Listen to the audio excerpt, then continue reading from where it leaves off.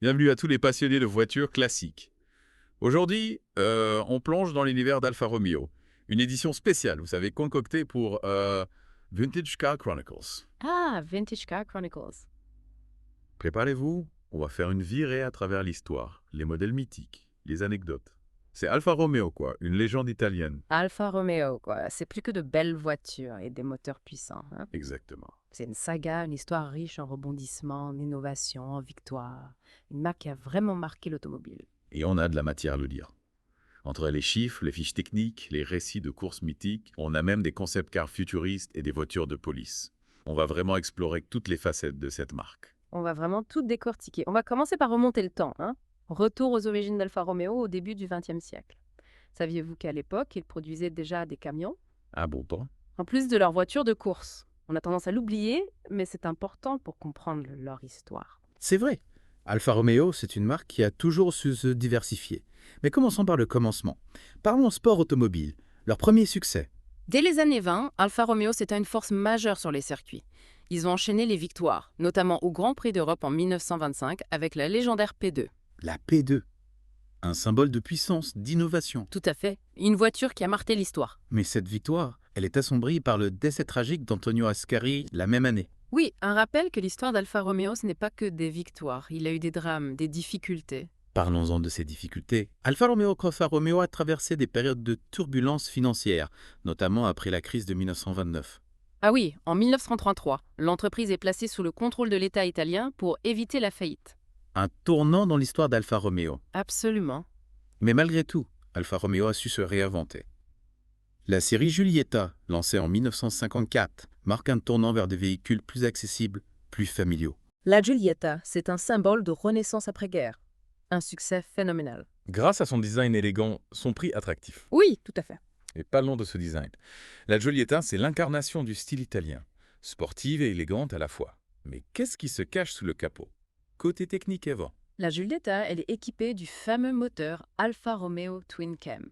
Un 4 cylindres en ligne, avec 2 arbres à cam en tête, un moteur innovant. Révolutionnaire, vous. Oui, il a révolutionné l'industrie automobile.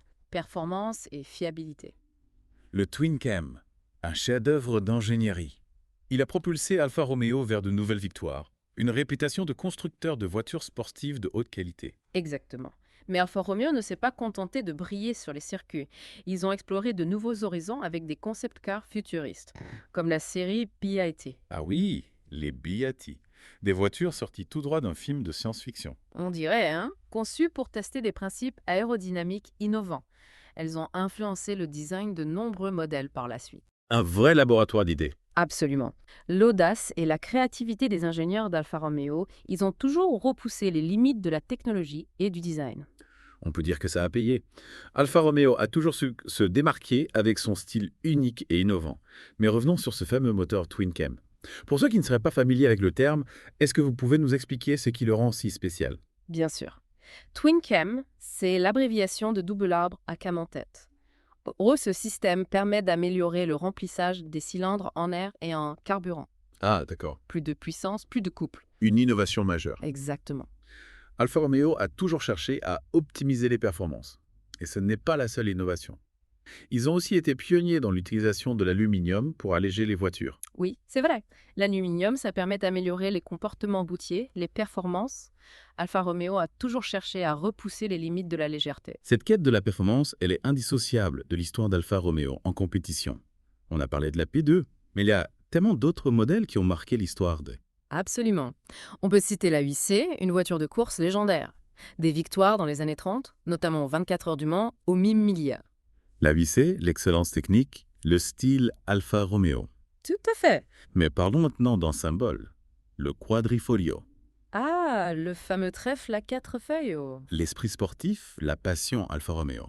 Exactement. Mais saviez-vous que le quadrifolio n'a pas toujours été associé à la performance d'acier? À l'origine, c'était juste un porte-bonheur. Un porte-bonheur, c'est oui. En 1923, le pilote Ugo Sivocci a peint un trèfle à 4 feuilles sur sa voiture pour la Targa Florio. Il a gagné la course. Incroyable. Mais il est décédé quelques mois plus tard dans un accident, sans le trèfle sur sa voiture. Ah, quelle histoire! Une histoire tragique qui a contribué à la légende du quadrifolio. À partir de ce jour, Alfa Romeo a adopté ce symbole pour ses modèles les plus performants. Et aujourd'hui encore, le quadrifolio, c'est synonyme de sportivité et d'excellence. Les versions les plus puissantes, les plus dynamiques. Un héritage puissant. Mais avant de plonger dans la galerie des modèles iconiques d'Alfa Romeo, revenons sur un aspect moins connu, les camions et les autobus. Ah oui, les camions, les autobus. On en parle moins souvent, mais c'est une partie importante de leur histoire. Alfa Romeo, une longue histoire dans la production de véhicules utilitaires. Exactement. On sait qu'ils ont commencé à produire des camions dans les années 30. Qu'est-ce qui les a poussés à se diversifier? L'Italie était en pleine expansion industrielle à l'époque. Il y avait une forte demande pour des véhicules de transport, robustes et fiables. Alfa Romeo a saisi l'opportunité. Une stratégie qui a porté ses fruits. Oui, absolument. Alfa Romeo a produit des camions, des autobus pendant des décennies. Ils ont contribué à la croissance économique du pays. C'est vrai. Et ces véhicules, ils étaient souvent utilisés par les administrations, les entreprises de transport, l'armée. Alfa Romeo a joué un rôle important dans le développement des infrastructures. Impressionnant. Alfa Romeo. Une présence dans tous les secteurs de l'automobile italienne et tôt. Mais avant de conclure cette première partie, j'aimerais qu'on parle un peu plus de la production de camions. Avec plaisir. Alors, au début, Alfa Romeo s'est appuyé sur des châssis et des moteurs Bussing, un constructeur allemand, réputé pour la robustesse de ses véhicules. Alfa Romeo s'est inspiré du savoir-faire allemand pour se lancer dans la production de camions. Exactement. Et rapidement, ils ont développé leur propre modèle, adapté au marché italien. Ils ont produit des camions de toute taille, des petits utilitaires au poids lourd. Et ces camions, ils ont connu le succès. Ah oui, absolument. Fiabilité, robustesse. Ils étaient très appréciés par les transporteurs italiens. Certains modèles, comme le 800 et le 1000, ont même été exportés. C'est incroyable. Alfa Romeo a vraiment touché à tout dans l'automobile. Mais il nous reste encore beaucoup à découvrir sur cette marque.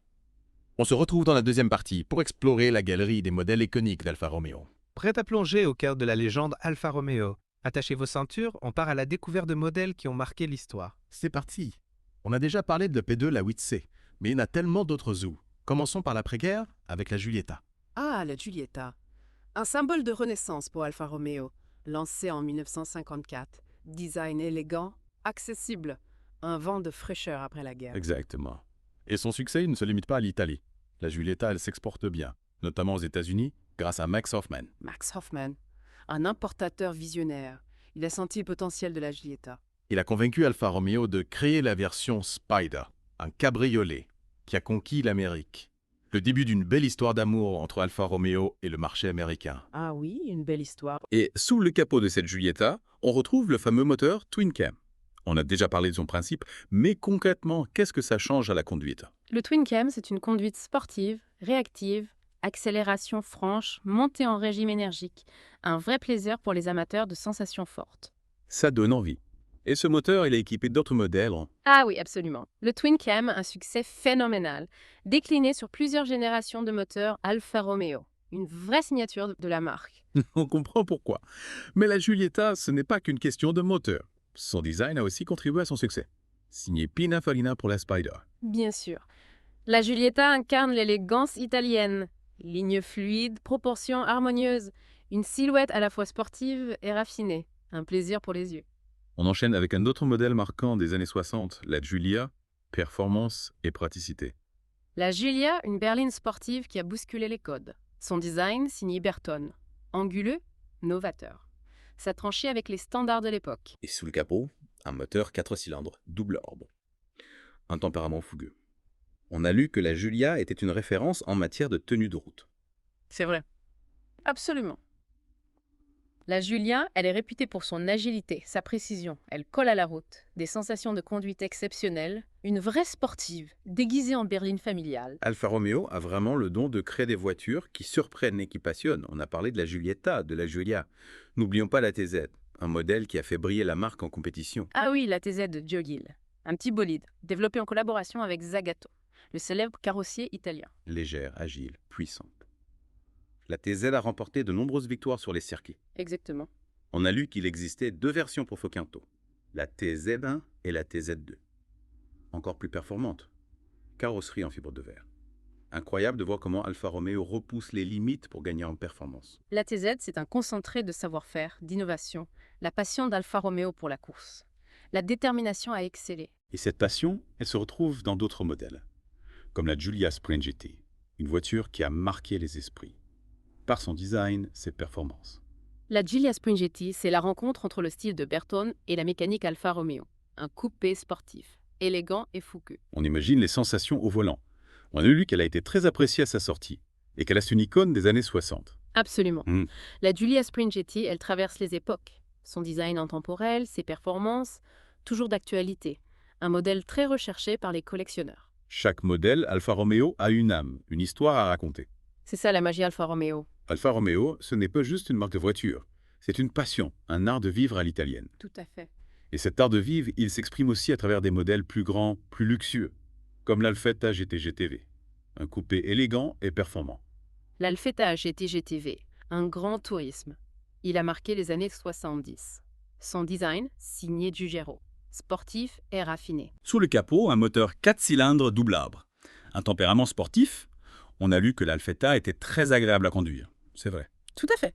L'Alfetta GT GTV, elle est réputée pour son comportement routier précis, son confort de conduite, un plaisir de rouler à son volant, petite route de montagne ou grands axes. Alfa Romeo sait s'adapter à tous les types de conduite. La magie Alfa Romeo, c'est des voitures performantes, élégantes, confortables. Et on continue notre voyage à travers les décennies, avec l'Alfa 75, un modèle qui a marqué les années 80. On a lu que c'est la dernière Alfa Romeo conçue avant le rachat par Fiat. C'est vrai, oui, c'est exact. L'Alfa 75, lancée en 1985 pour célébrer les 75 ans de la marque. Une voiture qui marque un tournant. La fin d'une ère. Qu'est-ce qui rend l'Alfa 75 si spécial?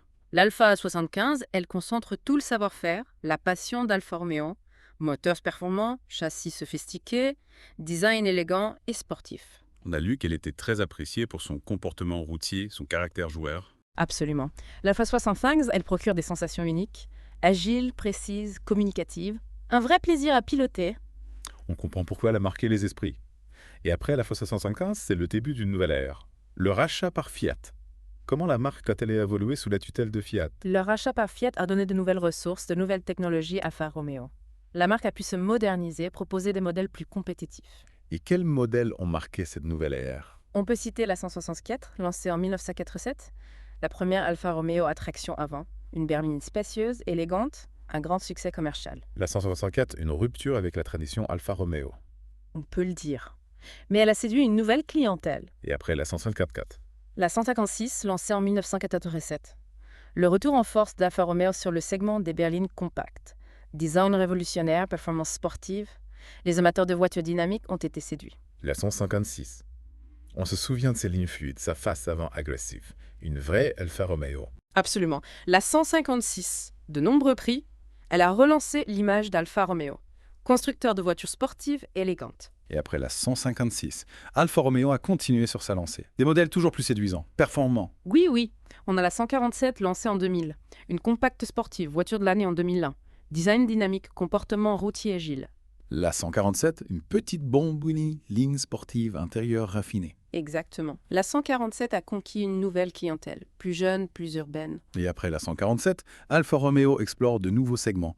Le GT, un coupé élégant et sportif. Le GT, lancé en 2003, un coupé 2+2, design élégant signé Bertone, motorisation performante. On imagine les sensations au volant. Un vrai plaisir pour les amateurs de belle mécanique, du design italien chat. Absolument. Le GT, c'est le retour d'Alfa Romeo au coupé sportif, une alternative au modèle allemand.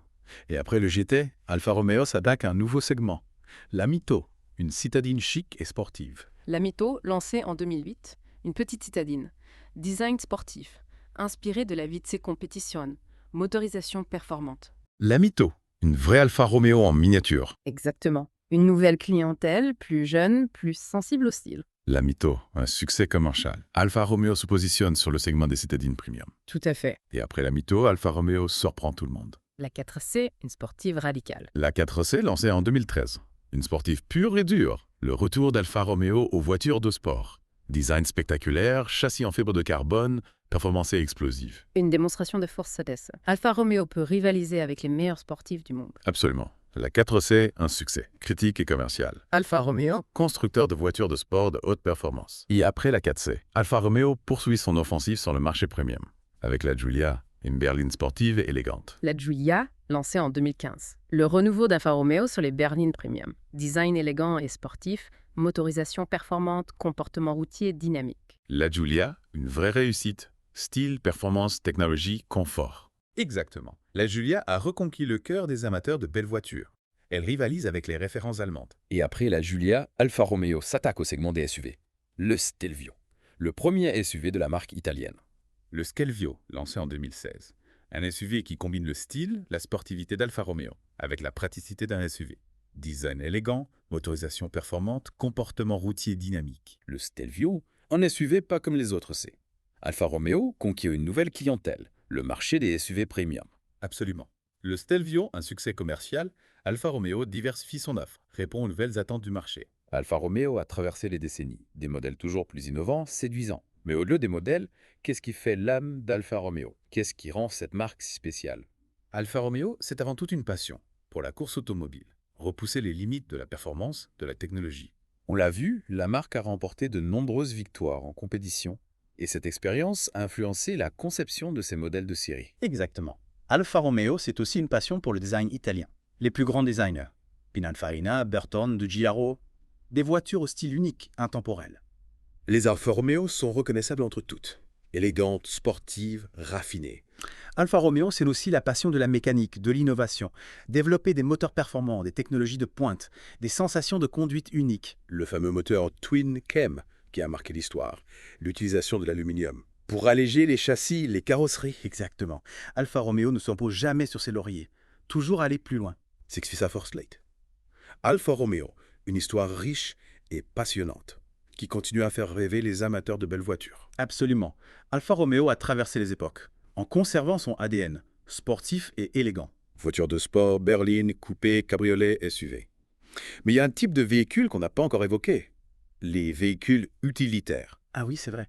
Alfa Romeo a aussi une histoire dans la production de camions, d'autobus, de trolleybus. On sait qu'ils ont commencé à produire des camions dès les années 30. On aimerait en savoir plus sur cette facette méconnue de l'histoire d'Alfa Romeo. Avec plaisir. Alfa Romeo a commencé par s'appuyer sur des châssis et des moteurs Büssing, un constructeur allemand, réputé pour la robustesse de ses véhicules. Alfa Romeo s'est inspiré du savoir-faire allemand pour se lancer. Exactement. Et ils ont envie de développer leur propre modèle, adapté au marché italien. Des camions de toute taille, des petits utilitaires au poids lourd. Et ces camions, succès. Ah oui, absolument. Fiabilité, robustesse, très appréciés par les transporteurs italiens. Certains modèles, comme le 800 et le 1000, ont même été exportés. Incroyable. Alfa Romeo a touché à tout. Mais avant de conclure cette deuxième partie, j'aimerais qu'on parle un peu plus en détail de leur production de camions pendant la Seconde Guerre mondiale. Bien sûr. Pendant la guerre, Alfa Romeo a été réquisitionné par le gouvernement italien. Produire des véhicules militaires, camions, ambulances, véhicules blindés. Une période difficile. Mais Alfa Romeo a su s'adapter, contribuer à l'effort de guerre. Exactement. Et après la guerre, Alfa Romeo a repris la production de véhicules civils. Mais ils ont aussi continué à produire des véhicules militaires pendant quelques années. Alfa Romeo, impliqué dans l'histoire de l'Italie, dans des périodes de paix et de guerre. Absolument. Alfa Romeo fait partie du patrimoine italien. On se retrouve dans la troisième partie pour conclure ce voyage passionnant. On parlera de leur implication dans les forces de l'ordre italiennes et on essaiera de répondre à la question « Quel est l'avenir d'Alfa Romeo ?»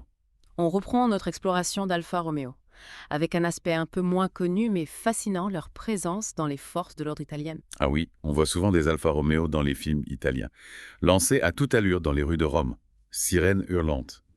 C'est pas juste un cliché de cinéma. Pas du tout. Alfa Romeo, c'est un choix de prédilection pour les carabinieri, la polizia, les forces de l'ordre italiennes depuis des décennies. Pourquoi ce choix? Qu'est-ce qui fait d'Alfa Romeo une voiture de police idéale? La combinaison parfaite. Performance, maniabilité et style 1. Ah oui, quand même. Les Alfa Romeo, réputés pour leur tenue de route, leur puissance, leur réactivité. Elles ont une certaine classe, une aura qui en impose, toi. Exactement. L'image d'Alfa Romeo, sportive et élégante. Ça colle parfaitement à l'image que veulent projeter les forces de l'ordre. On a lu que les modèles les plus utilisés, c'était la Giulia, l'Alfetta, la Giulietta, la 75, des voitures qui ont marqué leur époque. Absolument. Ces modèles, c'est le bon compromis entre performance, fiabilité et espace intérieur, essentiel pour les missions de police. Et saviez-vous que même le Premier ministre italien a souvent utilisé des Alfa Romeo EB comme voiture officielle d'apte? Oui, c'est une tradition, Sassia. Ça remonte à plusieurs décennies. Alfa Romeo, c'est un symbole de l'Italie. Son élégance, son savoir-faire, Logique qu'elle représente le pays au plus haut niveau. Une belle reconnaissance. Alfa Romeo, une histoire riche, diversifiée. Des innovations, des victoires, des défis. Mais quelle est sa place aujourd'hui? Dans le paysage automobile? Quel est son avenir zen? Ah, c'est une question complexe. Alfa Romeo a traversé des périodes difficiles ces dernières années. Des ventes en baisse, une image un peu ternie. C'est vrai. La concurrence est rude. Alfa Romeo a eu du mal à se démarquer. Mais la marque a su se réinventer ces dernières années, avec des modèles comme la Giulia, le Stelvio, bien accueillis par la critique et le public. Ces nouveaux modèles, est-ce que c'est un retour aux sources pour Alfa Romeo? On peut le dire, Alfa Romeo a retrouvé son ADN sportif et élégant, tout en intégrant les dernières technologies, des motorisations performantes et efficientes. C'est encourageant. Mais quels sont les défis pour Alfa Romeo? Pour s'imposer durablement, Alfa Romeo doit continuer à innover. proposer des modèles qui se démarquent, renforcer son image de fiabilité, de qualité, qui a parfois été mise à mal. Et c'est vrai, Alfa Romeo a parfois souffert d'une réputation de voiture. Fragile, peu fiable. Oui, c'est un point important. Mais si la marque surmonte ces obstacles, elle a le potentiel pour redevenir un acteur majeur. Absolument. Alfa Romeo a tous les atouts. Une histoire riche, un style unique, un savoir-faire technique et une passion pour l'automobile. On espère que la marque saura capitaliser sur ses atouts pour écrire un nouveau chapitre de sa légende. On a pris beaucoup de plaisir à explorer l'univers d'Alfa Romeo avec vous aujourd'hui. Merci à vous là. Un voyage passionnant à travers l'histoire, les modèles, l'âme de cette marque mythique. On espère que vous avez appris des choses, que vous avez partagé notre passion pour Alfa Romeo. N'oubliez pas, Vintage Car Chronicles est une émission quotidienne. Alors, rendez-vous demain pour une nouvelle exploration du monde automobile. À demain.